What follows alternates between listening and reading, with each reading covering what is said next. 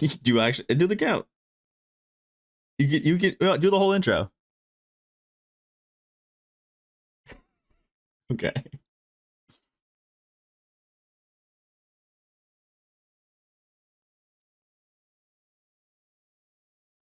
Welcome to the Pitch Your Pick podcast, the podcast we dive deep into all the sports books, find our favorite plays, and pitch them to each other to find the best plays every day. I'm Joe. This is Jer.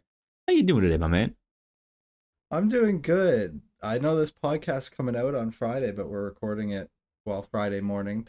I guess Thursday night though. Yeah. But I just worked my Friday. I got Friday off work tomorrow, so it's a long weekend. So it's a good day. Big doves. We love that.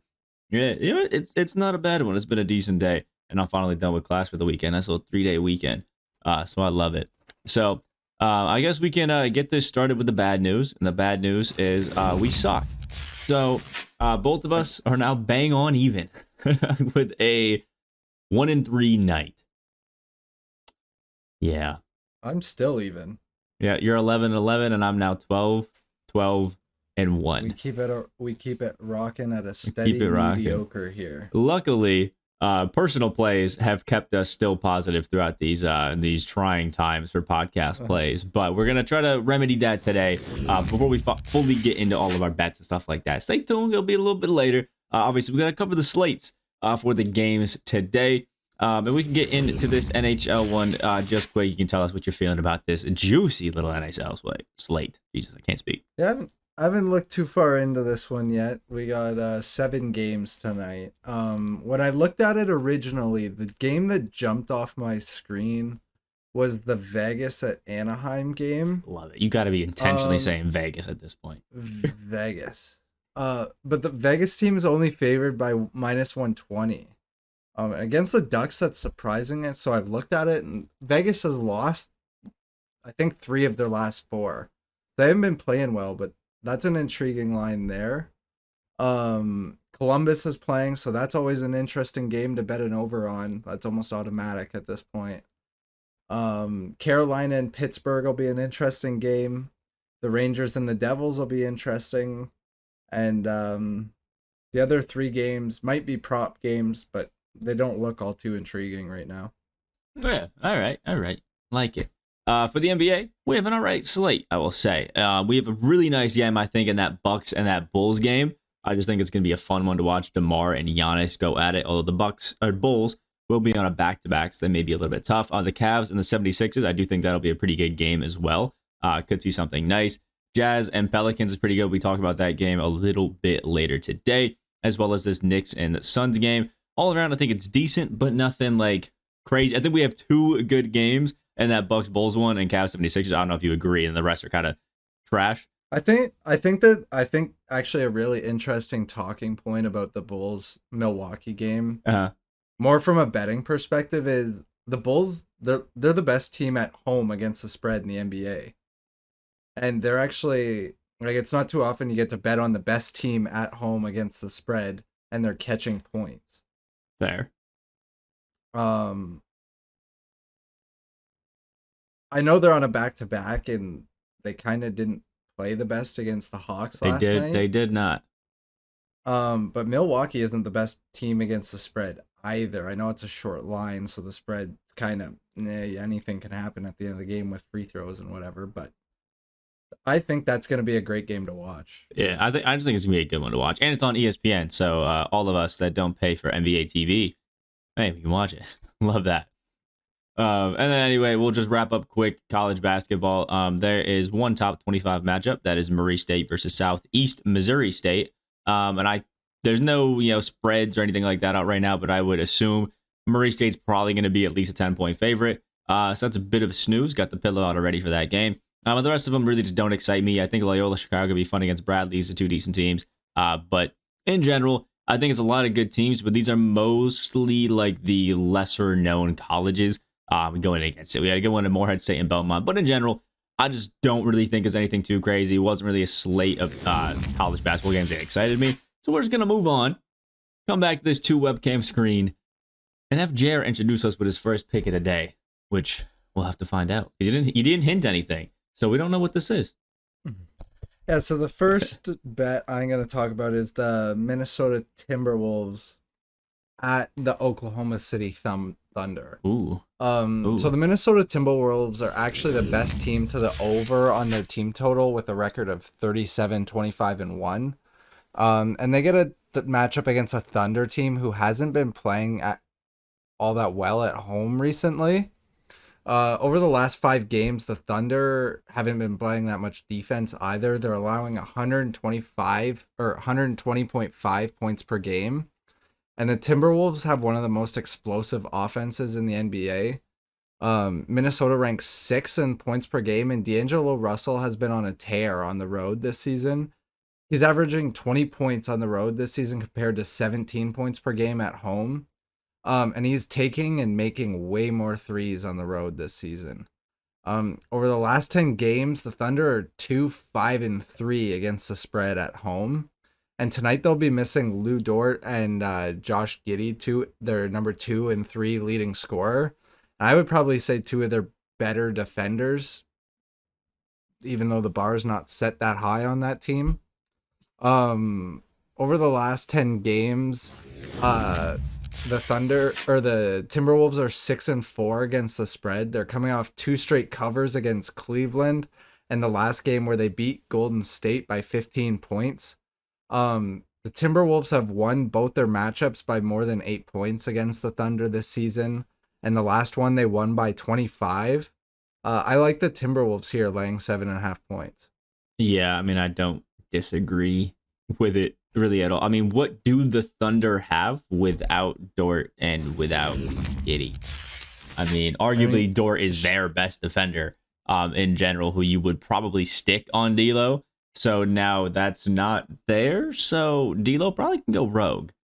And Shai's going to grab a whole lot of attention now with those 2 gone. Yeah, not that the Timberwolves are crazy good defenders, but you can send a lot more there now. I mean, they got Pat Bev, too, who's always trying to do funny things. Yep.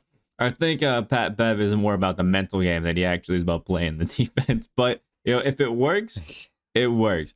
Yeah, I think this game is I was looking at this for like some player props and stuff, but it's everybody on the Thunder is so inconsistent, and you could also just debate the fact that the Wolves could just take this so handedly that the top guys really aren't going to play all that much because it's probably going to be something crazy. Yeah. And you were saying that they're not good at home recently. The Thunder are 9-21 on the season at home. They're just terrible at home in general. There's really just nothing to write home about at home for this team really at all. They're just not good, but we kind of expected that. I mean, it's a rebuilding team. Yeah, they're actually surprisingly good against the spread on the road, but at home it's been pretty abysmal. Yeah, I mean, in general, I think the team's been abysmal.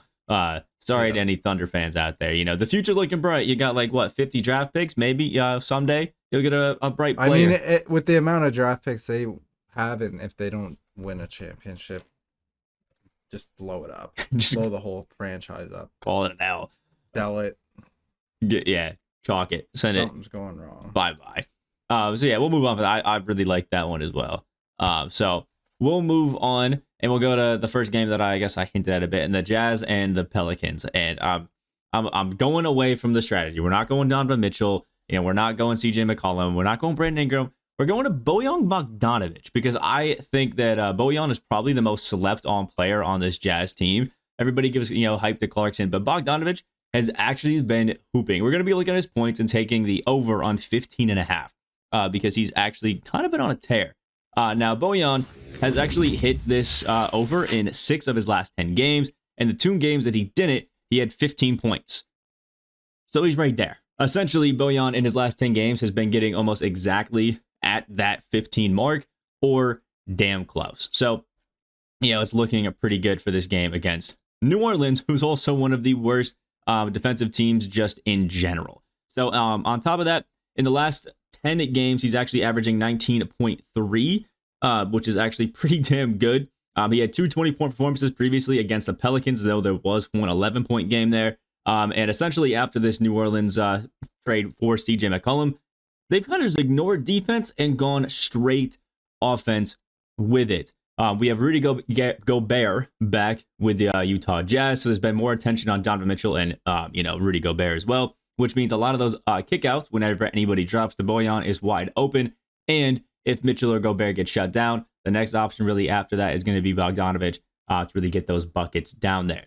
And the Pelicans really just are also a bad forward team. They have allowed the 4th most points to small forwards this season, and they're just a below average defensive team in general. They're also really not that great as a home team, and the Jazz are a very good road team this season, as well as really good against their Eastern Conference teams that they've been facing. The Jazz are also the best offense in the NBA when Gobert is in the lineup, so they really got a lot kicking right now. Utah Jazz are finally back into it. To show further how bad this forward defense is for New Orleans, with Brandon Ingram really guarding a lot of people and Herbert Jones, it's they let LeBron go for 32. Granted, I can kind of let that one slide. I mean, it is LeBron, but they did let Harrison Barnes go for 19, who I would argue is a relatively similar talent offensively to Bogdanovic. They let the 3 main forwards on the Suns go for a combined 35 points, which is tough. Dorian Finney-Smith went for 14, and Jaren Jackson Jr. dropped 23 on them, and that was without John Morant, so most of the focus was on Bane and Jaren, and he still went for 23 because Ingram, he's really more focused on that scoring. Honestly, I think this 15.5 is pretty easy for Bogdanovic to hit, especially considering on the season he's averaging 18 points. Overall, I think it's pretty damn good, especially again with Gobert back in this lineup. I think there's going to be a lot of kickouts as they try to drop on Mitchell and Gobert a little bit too much right there. And we all know Bogdanovic, great shooter out there. Yeah, I like this bet actually. I actually researched this one myself. Yeah, I was gonna pitch it, and then I started looking around at other bets, and I found one I liked a little bit more. But I do like this bet. Yeah, I think I just think Bogdanovic is slept on, man. This guy is a hooper. He's super nice out there. Just think he's gonna be good. I think this 15.5 seems a pretty easy line for him to hit. Yeah, no, he's fairly consistent too. It's just whether he get like his percentages are fairly consistent anyway. It's just a matter of whether he gets the shots or not. Exactly. It's just a matter of if Donovan or Gobert decide to go for 30 that night, essentially. Mm-hmm. So you could take it off with your next one. Apparently, this is a lot better of a player prop, essentially. Yeah, it's actually in the same game, and you've already talked about the guy's name, and you're already gassing him up. Oh, I like that. Rudy Gobert. Oh, the Gobert, man. The French phenom, the best defender in the league, shut down the whole league for a year. I love that guy. No. But we're going to be talking with Rudy Gobert, and we're going to be looking at points and rebounds. We're going to leave the assists alone. Only points and rebounds. Yeah, he doesn't pass that much anyway. The line's set at 26.5. In his last 10 games, he's gone over in 8 of his last 10. And they're on the road this season. I forgot if they were on the road or at home. And on the road over his last 10, he's gone over in 9 of his last 10. On the season on the road, he's gone over in 77% of games. And as you were talking about, the Pelicans team is not great defensively. Last game, I took a personal play on Rudy Gobert's under 14.5 rebounds. And this guy had 15 rebounds with 7 minutes to go in the third quarter. This guy's a monster. Like he had 44 points and rebounds in his last game out. He scored 27 points. I think like this line seems so fugazi to me. I think it's pretty straightforward. Yeah, I mean, I think he's 13-2 over his last 15 games overall. Yeah, if I remember correctly, and in the 2 games he didn't cover in that stretch, he only played like 22 and 28 minutes. Yeah, I was gonna say. I mean, this line just seems ridiculous. Valanciunas is like the best rebounder that you have out here with Hayes coming every now and then, and I would argue that Rudy Gobert is a league's better just rebounder than Valanciunas. And on the other side, Valanciunas is more of an offensive kind of big. Like he can play defense. He's not a horrible defender, but I also don't think he's going to be able to really help stop that. Donovan Mitchell and Rudy Gobert kind of pick and roll that they got going on out there. It's just, it's lethal, man. I mean, if Rudy can just catch it, dunk, not even jump. I mean, it's going to be tough. Yeah. Yeah, like the Pelicans are not an efficient team. They rank 22nd in field goal percentage, 28th in 3-point percentage. So that bodes well for the rebound category. They give up 17.3 points per game to centers. Yikes. So I mean, I don't I honestly don't get this line. I mean, they I are a really good don't. rebounding team. If you look at the percentages, they average 51.7% rebound percentage. Their defensive rebounding percentage is second, and their offensive rebounding percentage is fourth. But right next to them, the Jazz are at fifth, probably because Rudy Gobert is grabbing 15 a game. Rudy Yeah. Gobert and the Jazz are also fifth in defensive rebounding percentage, and in total rebounding percentage, they are at second. So this is two really good rebounding teams. I would say the benefit, though, that I would for you is that New Orleans has a lot of inconsistent players. You know, Ingram is one of those guys who he gets 30 or it's 10 on terrible efficiency. And Yeah. I think same thing with McCollum. So I think that Utah has a lot more, I guess, options. So you could see this Pelicans team just go absolutely ice cold, and Gobert will not hesitate to drive 20 boards on all those breaks at all. Yeah, like I don't really get this line. Like in two games, like the first two games this season, he didn't cover it. He had 21 and 15 only. But in those games, like the first game he played 37 minutes, which he got like closer. But the second one he only played 25. But the last game he had 27 and 37 minutes. Yeah. So like they are a tougher matchup for him. But I just think like against a Valanciunas who's gonna sit under the basket, he's gonna be catching all the rebounds from the bricks they're throwing up. Like the guy's a horse. And maybe you And get one he's of those finally healthy, playing his minutes again. And I think the Jazz are starting to play a little better. maybe you get one of those Giannis situations that screwed your under pick where he just keeps smacking it off the backboard to himself Yeah, and juices up 5 he boards. could have 20 rebounds in one possession. The guy's a horse. All right. Anyway, I'll finish up with my last pick, and this one I guess may be a bit fugazi, just because we don't have an official, I guess, line for it. It's just kind of a pick, but we talked about it a bit earlier. We're still gonna go with it. And this is gonna be on the Suns and the Knicks, and I think this one's a pretty straightforward kind of bet. We're gonna be looking at campaign, and we're gonna take his over on the assists. Now, I'm going to anticipate this is somewhere in the like 5.5, 6.5 kind of range whenever it comes out, and I really just like this because Chris Paul and Devin Booker are both out. So Cameron Payne has a lot bigger of a responsibility on this Phoenix Suns team. And I will say, I think Cam Payne is one of the most underrated backup, PGs that we got out here. He's coming out and he's always hooping out there. Now, the one thing that could be tough for this is that Holiday, who also hooped in the last game against Portland, also can come out here and play make a good bit for them. But even with that, Aaron Holiday had 9 assists and Cameron Payne still had 8 assists last game and had 5 points, and that was in a blowout to the Trailblazers where Payne only played 20 minutes. So if this game against the Knicks does stay a bit close with how RJ's been playing, I obviously will see Cam Payne play quite a bit more. And with DeAndre Ayton as his pick and roll duo and having, options like Shamet, Bridges, Crowder out there, and Cameron Johnson, who's been hooping out there. Dude can't miss right now. I think there's a lot of options for Cameron Payne in this Phoenix Sun offense. And Phoenix has one of the biggest and fastest ball movement offenses out there. So I just think there's a lot of assists to go around in general.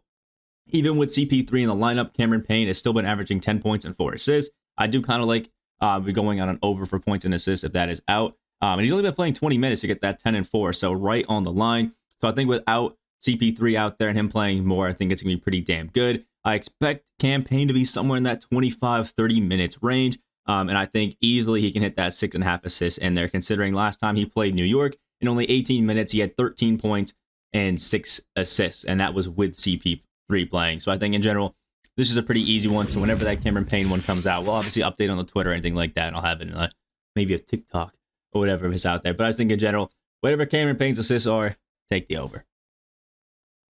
Yeah, no, I like that.